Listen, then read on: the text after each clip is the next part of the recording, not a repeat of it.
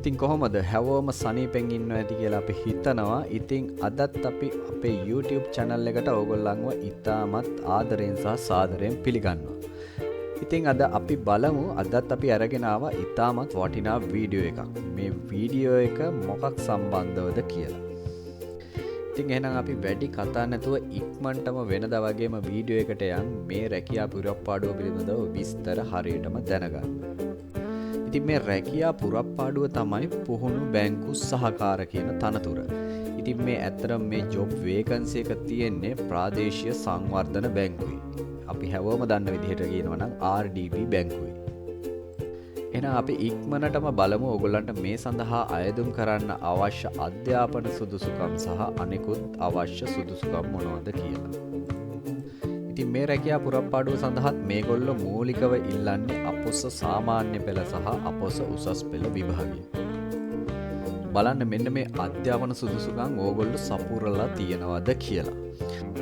අපොස සාමාන්‍ය පෙළ මේගොල්ලෝ කියන්නේ ඕගොල්ලෝ විෂයන් 6ක් සමත් වෙලා තියෙන්න ඕනි. එතකොට ඔයගොල්ලන්ගේ මව් භාෂාව, ඒ කියන්නේ සිංහල හෝ දෙමළ සහ ගණිතය ඇතුළත් සම්මාන 5ක් ඕගොල්ලෝ අරගෙන තියෙන්න ඕනේ. ඒ වගේම අපොස උසස් පෙළ විභාගයේ සාමාන්‍ය ඉංග්‍රීසි සහ සාමාන්‍ය දැනුම හැර විෂයන් 3ක් එකවර සමත් වෙලා තියෙන්න ඕනේ. ඒ වගේම මේගොල්ලෝ මෙතෙන්දි විශේෂයෙන් සඳහන් කරලා තියෙනවා අපොස උසස් පෙළ සාමාන්‍ය ඉංග්‍රීසි සහ සාමාන්‍ය දැනුම සමත් වී තිබීම, පරිගණක භාවිතය පිළිබඳ දැනුම හා තම මව් භාෂාවට අමතරව අනෙකුත් භාෂාවකින් කටයුතු කිරීමේ හැකියාවක් තියෙනවා නම් අන්න ඒක ඕගොල්ලන්ට අමතර සුදුසුකමක් වෙනවා කියලා. ඒ වගේම මේගොල්ලෝ කියනවා ග්‍රාමීය හා ප්‍රජාමූල කටයුතු වලදී සක්‍රීය දායක වී ඇති තරුණ තරුණියන් කෙරෙහි සම්මුඛ පරීක්ෂණයේදී විශේෂ සැලකිල්ලක් කරනවා කියලා. ඔයාලට මේ සඳහා සුදුසුකම් තියෙනවා නම් ඕගොල්ලන්ට ඊළඟට කරන්න තියෙන්නේ මේ සඳහා අයදුම්පතක් යොමු කරන එක. ඉතින් ඇත්තටම අයදුම්පත යොමු කරන්න තියෙන්නේ ඕගොල්ලන්ට ඔන්ලයින් ක්‍රමය හරහා. ඉතින් ඔන්ලයින් අයදුම්පත සහ ඒක පුරවන්න අවශ්‍ය උපදෙස් පත්‍රිකාවට අදාළ ලින්ක්ස් මම මගේ ඩිස්ක්‍රිප්ෂන් එකේ දාලා තියෙනවා. ඕගොල්ලන්ට පුළුවන් මේ ලින්ක් වලින් ගිහිල්ලා ඒ අයදුම්පත සම්පූර්ණ කරන්න. මේ අයදුම්පත් යොමු කරන්න තියෙන අවසාන දිනය තමයි 2025 ජූනි මාස 19 වෙනිදා. ඒ වගේම මේ සඳහා අයදුම් කරන්න ඕගොල්ලන්ගේ වයස මේගොල්ලෝ සඳහන් කරලා තියෙන්නේ අයදුම්පත් බාර ගන්නා අවසාන දිනට අවුරුදු 18ට නොඅඩු සහ අවුරුදු 24ට නොවැඩි විය යුතුය කියලා. ඉතින් මේගොල්ලෝ දින වශයෙන් මේක සඳහන් කරලා තියෙනවා 2007/5/18 දිනට හෝ ඊට පෙර හා 2001/5/18 දිනට හෝ ඊට පසු උපන් දින ඕගොල්ලන්ගේ තියෙනවා නම් මේ සඳහා අයදුම් කරන්න පුළුවන් කියලා. මේ සඳහා විභාග ගාස්තු වශයෙන් රුපියල් 600ක් ගෙවන්න ඕනි කියලා තමයි තියෙන්නේ.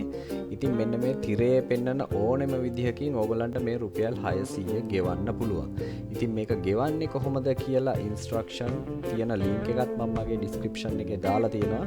ඒකට ගිහිල්ලා බලන්න පුළුවන් ඕගොල්ලෝ කොහොමද මේකේ සල්ලි ගෙවන්නේ කියලා. ඉතින් මේ රුපියල් 600ට අමතරව තව ඔයගොල්ලෝ රුපියල් 1000ක මුදලක් තැන්පත් කරන්න ඕනි මෙන්න මේ තිරයේ පෙන්වන ප්‍රාදේශීය සංවර්ධන බැංකු ගිණුමට. ඉතින් මේ රුපියල් 1000 ගෙවන්න පුළුවන් ඕගොල්ලන්ට ඕනෑම ප්‍රාදේශීය සංවර්ධන බැංකු ශාඛාවකින්. මුදල් තැන්පත් කරාට පස්සේ හම්බ වෙන රිසිට් එක ඕගොල්ලෝ පරිස්සම් කරලා ඕගොල්ලෝ ළඟ තියාගන්න. ඉතින් මේ සඳහා ඕගොල්ලෝ තෝරගන්නවා කියලා තියෙන්නේ මේගොල්ලෝ ලිඛිත විභාගයකින් සහ සම්මුඛ පරීක්ෂණයකින්. ඉතින් ලිඛිත විභාගය මෙන්න මේ තිරයේ පෙන්වන විදිහට ඒගොල්ලෝ කොටස් දෙකකින් තමයි පවත්වන්න බලාපොරොත්තු වෙන්නේ.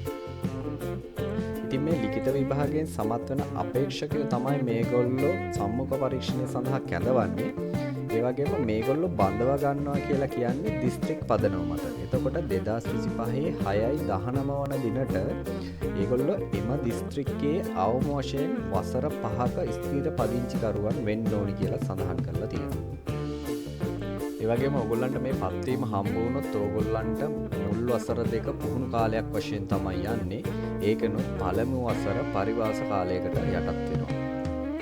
ඒ වගේම මේගොල්ලෝ මෙතන වැටුප ගැන සඳහන් කරලා තියෙනවා. ඕගොල්ලන්ගේ පුහුණු කාලයේ පළමු වසරේදී රුපියල් 55000ක මාසික දීමනාවක්.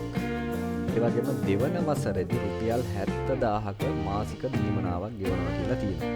ඒ වගේම ඕගොල්ලන්ගේ අවුරුදු 2 සාර්ථකව නිම කරාට පස්සේ ඕගොල්ලෝ බැංකු සහකාර 5 එක ශ්‍රේණියට තමයි ඒගොල්ලෝ බඳවගන්නේ. එතකොට ඒකේ ආරම්භක මූලික වැටුප් පරිමාණය මෙන්න මේ තිරයේ පෙන්වන විදිහට තමයි ඕගොල්ලන්ට හම්බ වෙන්නේ. ඒත් එක්කම ඕගොල්ලන්ට බැංකුව මගින් ලබා දෙන අනෙකුත් දීමනා සඳහා හිමිකම් හම්බ වෙනවා කියලා සඳහන් කරලා තියෙනවා. ඒ වගේම ඕගොල්ලෝ මේ ලිඛිත විභාගය සඳහා යනකොට ජාතික හැඳුනුම්පත, වළංගු විදේශ ගමන් බලපත්‍රය, වළංගු ශ්‍රී ලාංකික රියදුරු බලපත්‍රය. ඔය තුනෙන් එකක් ඕගොල්ලන්ගේ අනන්‍යතාවය තහවුරු කරන්න, රැගෙන යන්න අමතක කරන්නත් එපා.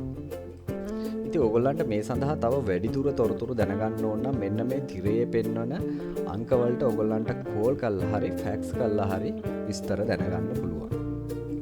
ඉතින් ඕගොල්ලන්ට මේ සඳහා අයදුම් කරන්න සුදුසුකම් තියෙනවා නම් ඒ වගේම ඕගොල්ලෝ මේ සඳහා උනන්දුවක් දක්වනවා නම් ඉක්මනින්ම මේ සඳහා අයදුම් කරන්න. මොකද මේ වගේ ප්‍රධාන පෙළේ බැංකුවක රැකියාවක් කරන්න ඕගොල්ලන්ටත් අවස්ථාව තියෙනවා නම් ඇත්තටම මේක ගොඩක්ම වටිනවා. එහෙනම් මේ වගේ වටිනා වීඩියෝ එකකින් අපි ඕගොල්ලෝ ඉක්මනින්ම ආයෙත් හම්බ වෙන්න.